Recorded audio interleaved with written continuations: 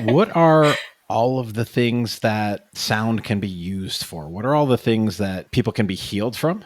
What are those aspects? As well as other things like, can I use it to get in better shape? Can I use it to help me lose weight? Can I use it to whatever, right? What are the various things that are the potential for this technology? Like Oh, maybe that's a pull great that question. guitar off your wall and play a Oh yeah, song. can I be a better guitar player? Oh, Yeah. yeah. Oh, yeah. I love that. I love that question. And so the short answer is yes.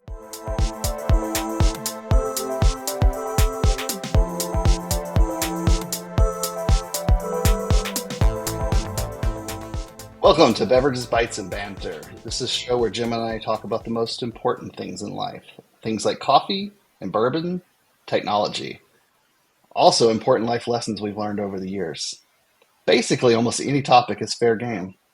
Today we'll broach the topic of sound and how it influences and transforms our lives in many ways, to include aiding the process of healing. To help unravel some of these mysteries around the concept, we are joined by Stephanie Ball, opera singer and meditation specialist. Stephanie, welcome to the show. Thank you. I'm so excited to be here and hang out and have a chat. And yeah, we're going to have a good time. So thanks for having me. Nice, nice. But before we get started, I have the most important question. Guess first, Stephanie, tell us what you brought to drink today. All right. So today I have a fancy, adorable, and very pretty hydration drink. It looks delicious. This is an electrolyte. It is delicious. It's my favorite drink flavor. It's raspberry lemonade flavored, like electrolyte mix with a few extra drops of mineral hydration. I spent like 4 hours in the recording studio yesterday, and so I'm feeling a little on the dehydrated side. So we're correcting that this afternoon. Well, it sounds like a delicious way to correct it. Yes, thank you. Yeah. Jim, what did you decide to pick today? I went the opposite direction from Stephanie. So I went with coffee, which will dehydrate me. But so I'm revisiting the Beacon Coffee. I'm going to say it right this time because when we had Jen from Beacon Coffee on, I didn't know how to say this and she taught me. So Gekkoyuini is how you say that. So it's the Gekkoyuini from Beacon Coffee. And this time, instead of just drinking it black, I chose to put a little bit of sugar in it and a little bit of cream to taste how that changed the flavor profile. And I don't know if you remember, Spencer, last time I had this, what struck me right up front was like this brightness, this acidity, like right up front, which I really liked a lot, actually. And then it was like very mild on the chocolatey on the back end. Well, this kind of did a 180 with the little bit of sugar and the cream in there, the non-dairy creamer. The milk chocolate went like right to the front for me, which was really interesting. Ooh. And I still get some of the fruitiness, but it kind of toned down the acidity and toned down the fruitiness a little bit. So I get like that great earthiness mixed with some milk chocolate, and it's a stunning coffee. It's delicious, and I love it. Nice. Yeah. If I remember correctly, it tasted a little grassy or fresh field. Yeah, Earthy, yeah. as you're I'm calling it earthy. We're probably talking about the same thing, but it's what coffee. Our It's what palates coffee. taste things differently. Yes. Yeah, it's what coffee should taste like, though. Like for me, I get the coffee flavor without too much of the fruitiness coming through in it. Nice. That sounds delicious. It really is. Yeah. Yeah, I wish I could Wow. like teleport you a cup of this right Sounds now. really good. Yeah. How about you, Spencer? Yeah, What you so drink? today I decided, I disappointed you last time with just one drink, so I brought two. So I also am dehydrating myself, obviously. But this is a Beacon. I haven't even tasted it yet. This is a Beacon La Pastora.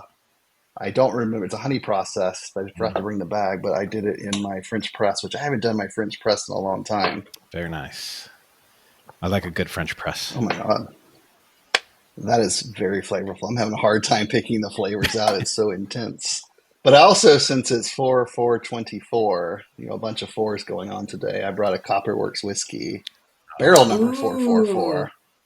That's a local single malt, American single malt, which just got recognized as a thing. I think one further south in Seattle than this distillery got second place in the world for an American single malt. So it's got great caramel color, great flavor. I found this barrel a few weeks ago, and oh, it's so good. So I really like the way you're here's thinking these Wow. days, Spencer. You've got coffee in one hand and whiskey in the other hand. Like, just take a sip off of one, a sip off the other. It sounds amazing. That is pretty good. That sounds like a great combination. you gotta to enjoy life, not too much, Yes. Just a little bit. just a little Yeah. bit. One glass of each, maybe two or three. I don't know. So I'm excited to actually share more and help others learn more about sound meditation and healing. So Stephanie, tell us a little about yourself and how you got started and what was your internal drive to seek out this avenue.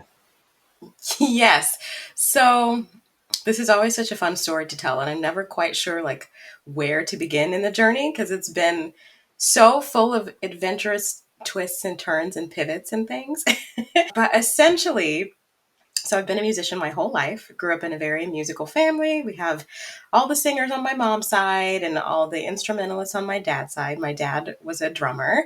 So we were just like a musical house, right? I was that kid who was a toddler in the church choir and then was in all the school choirs from a very young age and piano lessons at 4 and started playing the violin at age 8. So that was my introduction to classical music was when I started working on the violin and singing all the while. And at some point, I decided, I was like, okay, I really like this singing thing. And I think maybe I want to do a little bit of pop or some jazz or some musical theater or this or that or what have you. And I started taking voice lessons when I was about 14 or 15. And my very, very wise voice teacher, Lois Garrett, she heard me and she said, I think maybe your voice is actually trying to go in this direction. And so she handed me a classical vocal CD where I was first introduced to what opera really sounds like. And I was so stunned. I was like, I didn't know a voice could do this.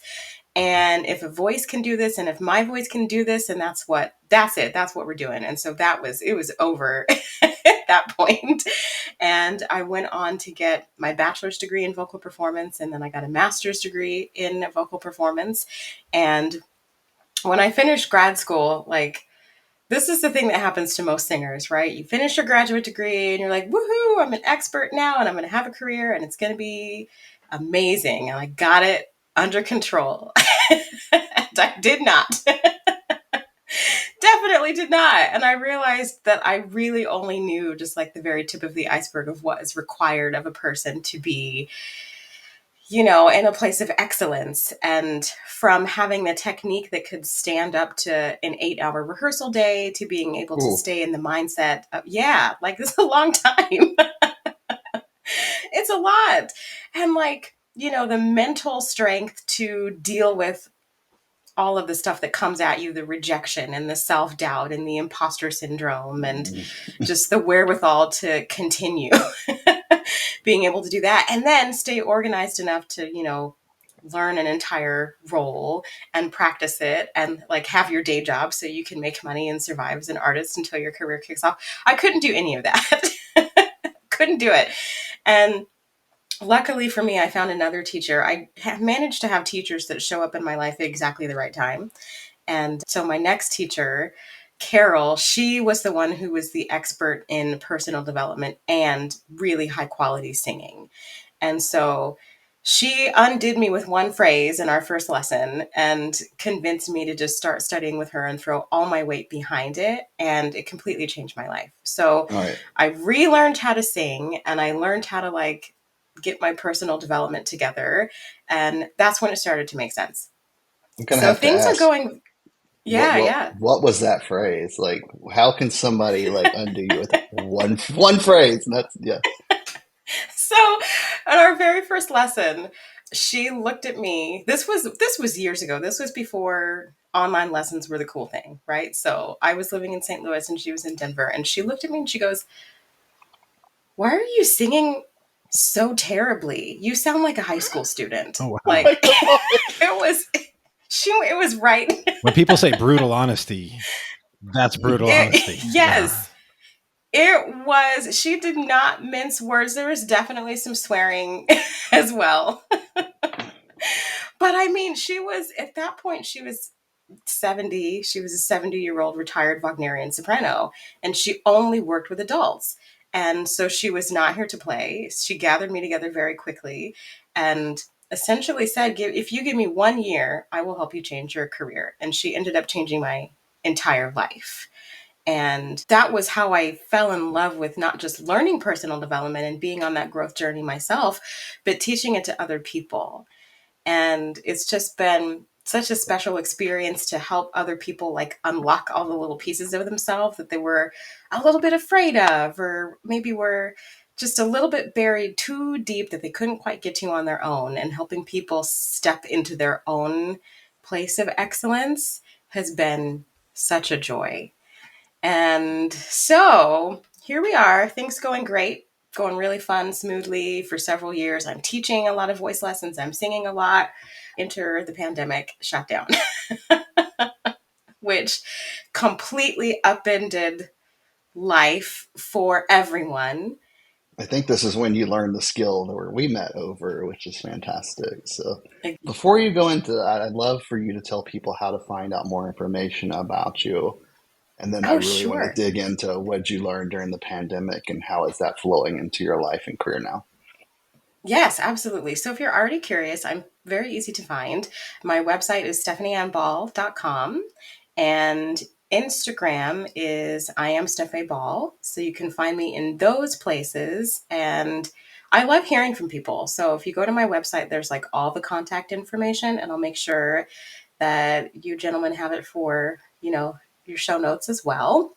So check out my website, find me on Instagram, send me a message if you're curious and have questions about any of this stuff and want to learn more. I would love to hear from you.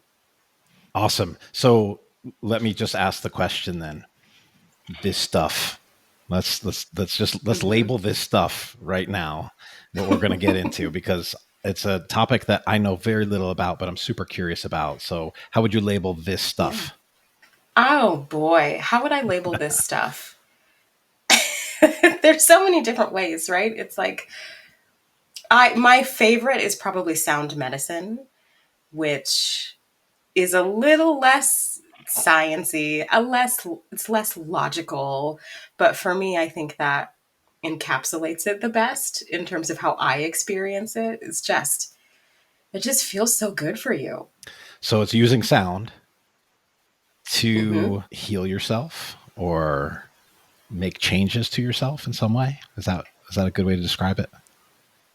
Yeah, all of that to heal yourself, to facilitate change, to heal other people. Okay.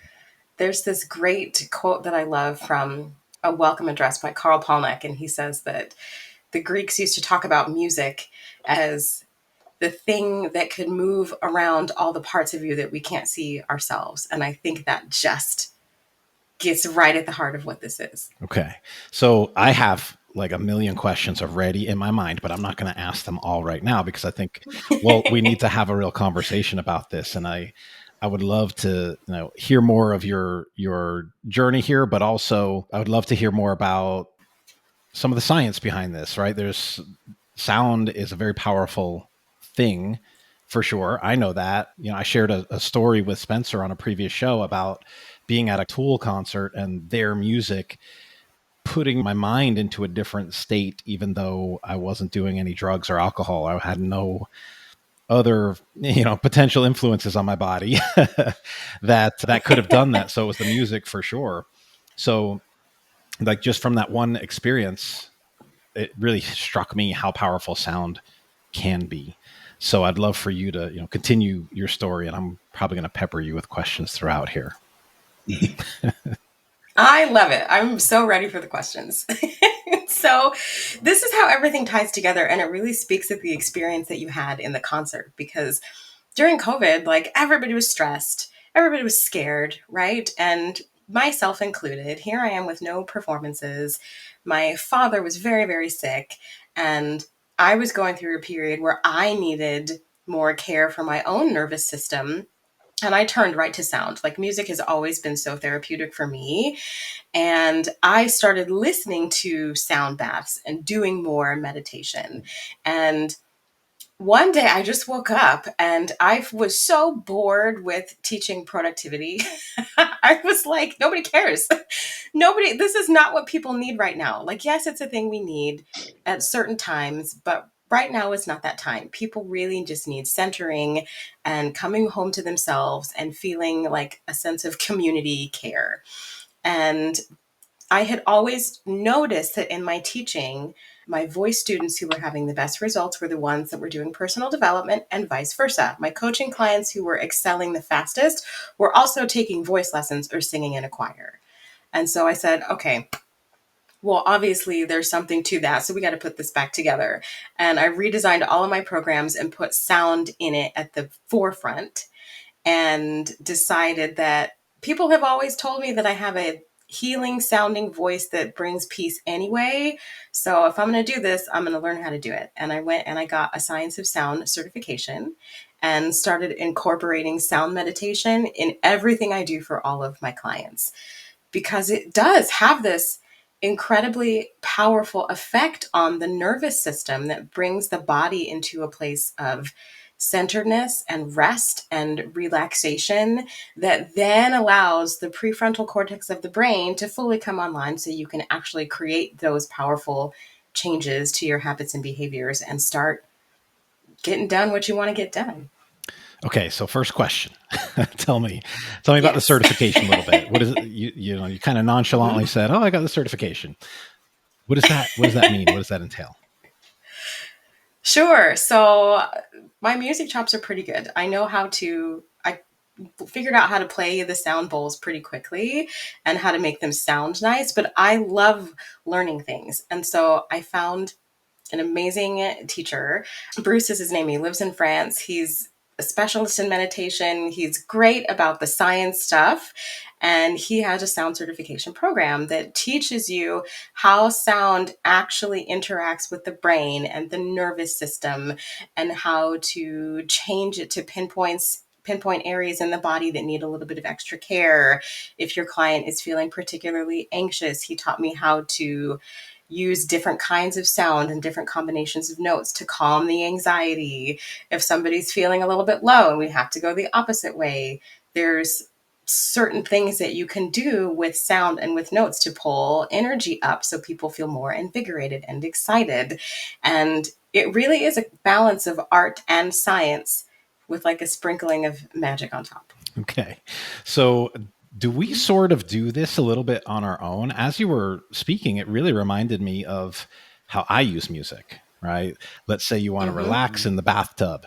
My wife loves to take a nice bath and gets her bath salts. They have the nice smell, they're effervescent, whatever. She gets that all ready and puts on certain music that is going to be nice and relaxing to her. I have my own music when I want to relax. I have very aggressive music when I don't want to relax, right? When I want to get pumped up. So is this sort of similar to kind of what we're naturally doing, what we're naturally drawn to anyway? Yes, and this is my favorite part. It's so accessible, and we've all been walking around doing this all day for our whole lives without even knowing it. It's just like you said, right? Like, can I get a little science nerdy and break it down for you real Please quick? do. Okay. So we're working with sound waves, right?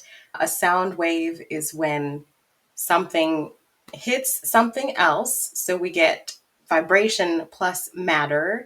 That creates a sound wave. The sound moves through the matter. Sometimes that's air, sometimes that's water, sometimes it's a piece of wood, if it's like a hammer on a nail, whatever. The vibrations come into our ears, move through our eardrums, into our brain. And then our brain interprets it as an electrical signal that it then sends down through the nervous system. So when that starts to happen, it's activating different parts of our body that control the stress response, typically the parasympathetic nervous system. I always say that too fast, which is the part of the stress response that calms us down. So you've got this music moving through our body, and all of a sudden it happens so unconsciously, right? Where you notice, oh, maybe my heart is beating a little bit more slowly. Maybe my breathing is starting to normalize. I'm starting to get a little bit sleepy. That's how music soothes us from a very, very simple breakdown of the science behind what's going on. And the cool thing about that is that puts the brain and a body in a state to do the most awesome like recovery stuff. It can bring down the stress hormones that are in your bloodstream. It can regulate your blood pressure. It helps with digestion because you've got the stress response calming down now. So you go into that rest and digest state that just makes everything start flowing more smoothly. And then before you know it, your cells are regenerating faster and your muscles feel better. It's so fascinating. And it's a tool that we use all the time, right? Just like you said, listening to music in the bathtub. People can be soothed by anything, nature sounds, water sounds, anything that puts your brain and the body in that state of relaxation. So good for you. Yeah, that's really interesting. Makes sense now that you say it, right? I don't really think about it, the Mm-hmm. science behind it. So, how did you and Spencer meet? And you guys want to, share that story and talk through the work you've been doing together? Yes, Spencer, I will turn it over to you. Yeah, absolutely. So I've been doing yoga now and Pilates for about 3 years, and all of a sudden, I'd been to one sound bath before, and then Stephanie shows up on the schedule out of nowhere, and I'm like, I have unlimited yoga. I'm gonna go see what this is about, and I was just blown away because you could just feel the vibrations from everything. And not only that, she sings with her voice sometimes with the bowls, and it just floats in one ear and out the other. So it's like nothing else I've ever heard, and calms the nervous system. I mean, takes you out of fight, flight. You don't even remember where you're at. I remember waking up from one or getting up off the floor going, where did we go? Like, did we travel somewhere? Because it was just everything was offline and felt comfortable. So I remember meeting her there and went to a couple of her workshops when she was in Seattle and found out she did some facilitation work on actually helping coach executives and people that needed help just kind of getting out of their own way and making things happen. So I suffered a brain injury 3 years ago, and my left side got just torched and my executive function was off. I'm still recovering, but I know Stephanie and I started working together for a few months and stuff started coming back online. She helped me pull off an art show, my first solo art show, and I brought poetry in, and I now have a whole framework on how to build it. And so using sound, I'm realizing this more now as she talks because she didn't really tell me some of the secret sauce, but she calmed things down enough to where my brain could start working and rebuilding and actually plans for execution, and then getting the confidence after execution to just keep moving forward. I mean, Jim, I know you and I were talking back then. You probably got to see some of that growth in my ability to function. So it was just fascinating and fantastic to do that work with her. And yeah, sound. And I remember telling her, it's like, Stephanie, I want to learn how to sing better. And she's like, I got this. And so the first time we met was, how do I breathe, and because I wanted to know, like, how do I not have the sound come from my nose? I had voice lessons as a kid, and the teachers were like, stop singing through your nose, stop singing through your nose. But she never walked me through how. And so Stephanie clicked me through how in one day, one session, and boom, now I can sing through. Can't talk evidently without through my nose, but I can sing from my stomach all the way out through my throat, and it's just magical and healing feeling. I mean, just singing. I remember being in church as a kid and coming out. I was in the choir, and I'd come out, and I would, like you, Jim, I would feel high, but not just from the vibrations and noise, but from actually singing. And I know now that's my vagus nerve and other things being stimulated. So not only is the vibrations when you sing or when you listen to sound bowls just hitting you, but it's also physically stimulating the vagus nerve and the rest of your nervous system. But I've learned a lot in healing from my injury that the vagus nerve is super, super important to do that and just to calm you. It's similar to meditation. So it's really interesting. Stephanie, what's your explanation? How would you describe your work with Spencer, right? Because he said he had a brain injury. And so, Mm-hmm. he's he says that you helped him heal from this brain injury. How does that work? Describe it, please. Sure. So, Spencer, thank you for that explanation and sharing your experience. I love hearing it. And it's so all I did was I first and foremost, I helped his body return to a state of calm and almost like homeostasis, right? Because if you're listening or you're thinking of a period of time that you've been through when you've just been under so much stress that you felt like you couldn't function, you couldn't, right? Because when your nervous system is so keyed up that all your body can do is figure out how to survive, it is nearly impossible to do anything else. It can be done, but it definitely comes at a cost if you just keep pushing and you keep pushing and you keep pushing and trying to just get to the finish line without taking time to rest. That's when we start making mistakes or we start making decisions that aren't so great, or, we get physically injured or whatever. Anything can happen. And so Spencer had found himself he had gone under a great deal of stress and he was trying to get out of it and get back to a place where he could pull his executive functioning skills back up, and it just wasn't happening. And once we get there, all sorts of other stuff comes into play, right? We have more fear and we lose confidence and we have all of these limiting beliefs about what we feel like we can and can't do. And it just becomes this like kind of awful mess. It's not a fun state to exist in, and it's really hard to enjoy your life from that place. Yeah. So, And I couldn't tell because I had learned how to calm my mind, but I couldn't feel my body how off it was. I can feel it more ugh. now, but when we started working Mhm. together, I couldn't feel it. And it wasn't until we did that work that it calmed down enough for me to actually even engage with the emotions and with the physical feelings. So a lot of times you can Yes. realize the mental anxiety also, but not the physical. So that was the weird separation that I've been going through that was very helpful. That's such a great point. The disconnection that we start to experience is huge. You just like it's like you're a head living without a body attached. It's really wild. And so the work that we did together, we started with sound.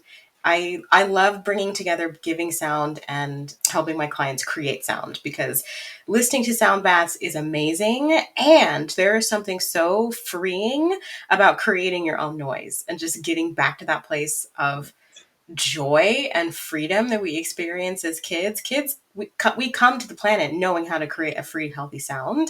And then we unlearn it once we realize that people are listening and maybe judging us a little bit. So I gave Spencer some tools to start singing on his own and to start doing all the stimulating things for the vagus nerve, humming, that kind of stuff.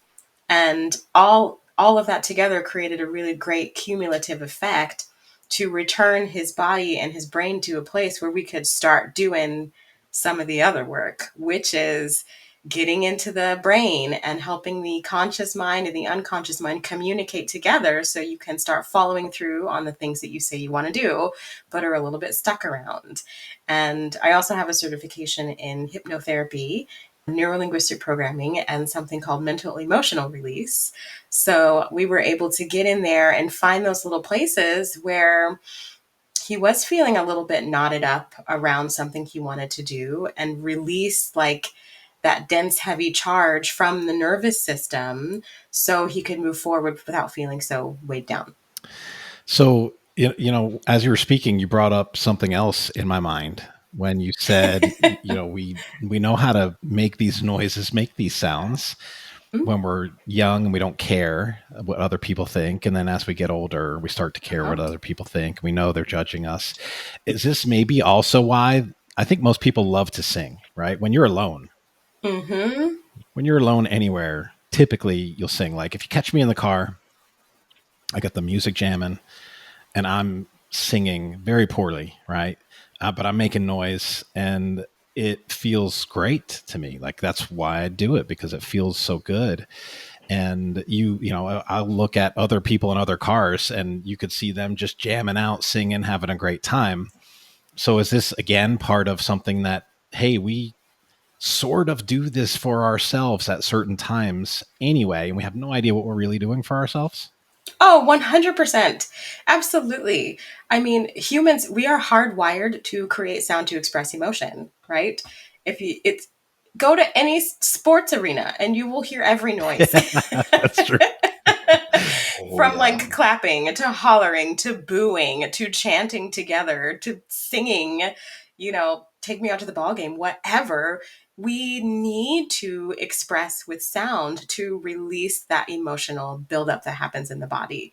And it feels so good. It feels so good. And it's fun to do. And whether you're by yourself or you're with other people, like it feels just as good and helps that body sort of get out, some of those emotional knots and tangles. Yeah, one of the things that I think this could be really valuable for, Spencer and I come out of the IT world, right? And we know Mm-hmm. so many people who have experienced burnout in the tech world. And I know it's not just a tech world issue, but it is definitely a pervasive issue throughout the tech world for sure. So it sounds like this is something that really could help a lot of people that we know to live a better life ultimately, right? It's about all of the things that you just said about quieting your nervous system and having the sound impact your overall health and like de-stress. To me, that's everything that is needed right now, or that is very needed right now in the IT world where burnout is just running rampant. Yeah, absolutely. I think that so many people need this. And my favorite part about it is how simple it is.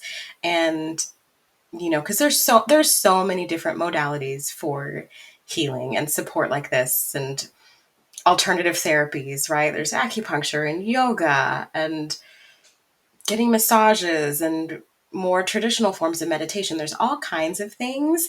And sometimes it can feel a little bit intimidating to know where to begin.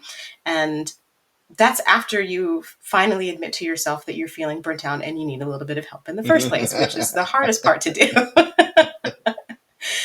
But all you have to do is tell me where you're hurting, tell me how you're feeling, and just sit down and listen, and I will guide you through the rest of the process. I make it as easy and as loving and as comfortable as I possibly can.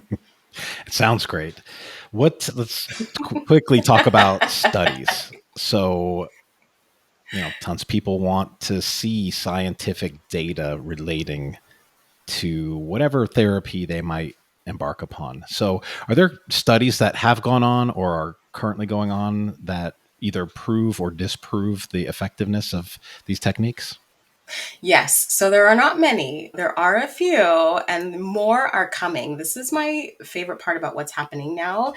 And so recently, I had just the most delicious opportunity to go up to Harvard and do some sound baths for a group of students and some faculty members in the neuroscience department and the medical department. And finally, people are starting to catch on how effective these techniques are. And there's a handful of studies that are floating around that show, the efficacy of how it works in the body and the actual physical benefits. But just stay tuned and keep watching, because now there's research projects that are being designed around sound therapy and how it works on multiple different levels, how effective it is as a healing component for trauma, all kinds of things. So this is the time to get in on this kind of work and to really be on the front end of a wave of something that's going to be really, really powerful. All right. So I have one more question for you. I've Mm-hmm. asked a lot of questions, I know. What are all of the things that sound can be used for? What are all the things that people can be healed from? What are those aspects? As well as other things like, can I use it to get in better shape? Can I use it to help me lose weight? Can I use it to whatever, right? What are the various things that are the potential for this technology? Like Oh, maybe that's a pull great that question. guitar off your wall and play it Oh more. yeah, can I be a better guitar player? Oh, Yeah. yeah. Oh, yeah. I love that. I love that question. And so the short answer is yes, right? Sound can be used as a tool for just about any state change that you want. And so when I say state change, I mean moving from one emotional state to another emotional state. One of my favorite things to do with clients is to have them create their own playlist for feeling however they want to feel. So if I've got somebody going through something and they say, hey, I have a big presentation coming up and I really need to focus and I got to make sure I stay focused, then I say, okay, let's create a list of songs for you that makes you feel super focused.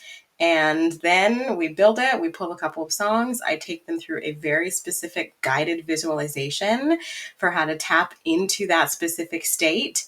And we just attach the feeling to the music. So whenever they need to pull from that emotional state, all they have to do is listen to the song and there they go. It works very similarly to smells.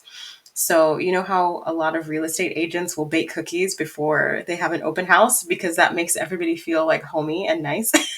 Yeah, it's funny. It's the I was same actually thing. thinking about that as you were talking. I was like, oh yeah, the smells that bring you back to your childhood, right? It's Yeah. amazing. Yeah. It's the same thing. I love your question about being a better guitar player because this could totally help with that. We would need to stack all of the tools and the modalities that I use to get you there, but it can absolutely be done in a relatively short amount of time. That's shocking to me. That I truly don't understand, right? Because we've just had like a 30-minute conversation about this and I don't know anything else about it. So that's really interesting. You have to get your mind and nervous system out of the way, and then all of a sudden you don't have those doubts anymore, and it's kind of like playing basketball and not thinking about it. If you turn off the brain, it just happens. Yeah. So it'll be interesting as you explore more about that. Quickly, Stephanie, what's next for you? I have lots of things coming up that are really, really fun. So first thing, this is something that's going to be really, really fun. So if you're listening and fairly adventurous and you feel like coming to hang out in the jungle, I have a retreat coming up in Costa Rica, a restorative retreat. Yep. It's right around the corner at the beginning of May. We'll be down there for a week and it's called Sacred Spaciousness. And it is just a time to come and rest and rejuvenate. So if you want to go somewhere and do like really, really deep, intense learning work, this is not the one. This is the one to come and hang out on the beach and get massages and have me sing to you and eat really nourishing plant-based whole foods. It's going to be awesome. So it's a very small group, but there are a couple of spaces left. So I'll make sure you gentlemen get those details. If you're in the Seattle area, I have a concert coming up on June 16th, I believe it is, for Juneteenth. And that's going to be amazing. So if you just want to come and hear me in my classical music side of things, that's the place to do that. And I also have a sound meditation app in the works, hence why I've been doing so much recording lately. That's going to be full of really beautiful sound meditations for y'all and some productivity, efficiency, high performance tips that you can use to pair with the meditations to help do all the state change and the habit change and that kind of thing. So I have all kinds of good stuff coming up. Nice. I'm looking so forward to that. I've been like pushing on you, like, when are you going to record this stuff? I want to listen to it more often. Awesome. Well, Stephanie, thank you. That will be a wrap for the episode of Triple B today. We hope everyone joins in for our next show. Until then, I hope everyone has a great day. Be good to each other and remember to share. Thanks all. Bye-bye. Bye. Thank you.